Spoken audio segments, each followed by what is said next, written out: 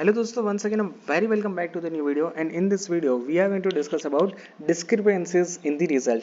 यानी कि यहाँ पर दूसरा वाला रिजल्ट तो डिक्लेयर कर दिया है 12th साइंस की ओर से, बट इसके अंदर काफ़ी सारी गड़बड़ी देखने को मिल रही है, काफ़ी सारी धांधली देखने को मिल रही है।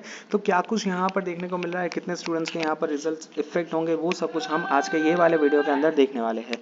सबसे पहले तो बात करें कि एंजिनियरिंग एडमिशन માટે માર્કશીટમાં પર્સન્ટાઇલ દર્શાવ્યા અનિવાર્ય। ગુજરાત બોર્ડનો છબરડો ધોરણ 12 સાયન્સ પૂરક પરીક્ષાના રિઝલ્ટમાં પર્સન્ટાઇલ રેન્ક ન દર્શાવ્યા। સુધારો નહીં થાય તો રાજ્યના 4254 વિદ્યાર્થીઓને સુધારેલા માર્ક એડે જશે। એટલે કે સૌથી પહેલાં તો હું વાત કરું કે આ વર્ષે ગુજરાત બોર્ડે બેસ્ટ ઓફ 2ની સ્કીમ કાઢી હતી કે જેમાં વિદ્યાર્થીએ 2 વખત પરીક્ષા આપવાની હતી અને 2માંથી જે સારા માર્ક્સ રહેશે તેને આગળ ચાલીને કન્સિડર કરવામાં આવશે શેની માટે, એડમિશન માટે। તો આ સ્કીમની અંદર 4254 વિદ્યાર્થીઓના માર્ક્સ સુધર્યા છે અને જેના નવા માર્ક્સ ફરીથી ડિક્લેર કરી દેવામાં આવ્યા છે।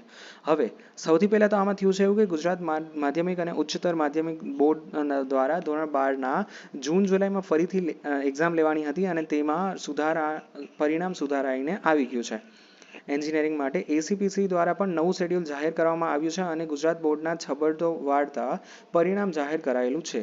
તેમાં એક પણ વિદ્યાર્થીના પર્સન્ટાઇલ રેન્ક ન બતાવ્યા હતા અને જેના લીધે વિદ્યાર્થીઓ મૂંઝાયા છે। પરિણામ મુજબ ધોરણ 12માં સાયન્સમાં 4254 વિદ્યાર્થીઓના પર્સન્ટાઇલ રેન્ક જ માર્કશીટમાં નથી બતાવેલા, તો પર્સન્ટાઇલ રેન્ક દ્વારા જ મેરિટ લિસ્ટ તૈયાર થઈ છે અને હવે એડમિશન બાબતે હવે વાલીઓ પણ અટકાયા છે। હવે તત્કાલ બોર્ડ દ્વારા નવી પર્સન્ટાઇલ સાથેની માર્કશીટ નહીં અપાય તો રાજ્યના 4245 વિદ્યાર્થીઓના સુધારેલા માર્ક્સ વ્યર્થ જશે, એડે જશે। એટલે કે ધોરણ 12 સાયન્સ પછી એન્જિનિયરિંગ એડમિશન માટે નવા નિયમ મુજબ બોર્ડની પરીક્ષામાં સાયન્સના 50% અને ગુજકેટના 50%ને આધારે મેરિટ લિસ્ટ તૈયાર થશે અને જેમાં આ રીતનું પરિણામ જોવામાં આવ્યું છે। આવી જ રીતે નીટમાં પણ નવી માર્કશીટ આપવાની ફરજ પડેલી હતી અને જે બધાને ખબર છે, બટ આપણે ગુજરાત બોર્ડની જોઈ તો ગુજરાત બોર્ડમાં આ મેટર આવી છે કે જેમાં પર્સન્ટાઇલ રેન્ક જ દર્શાવવામાં આવેલ નથી। All right, so yeah, that's it four today's video. Thank you very much for watching this video. If you any doubt, then ask me in the comment section. Thank you. Bye bye.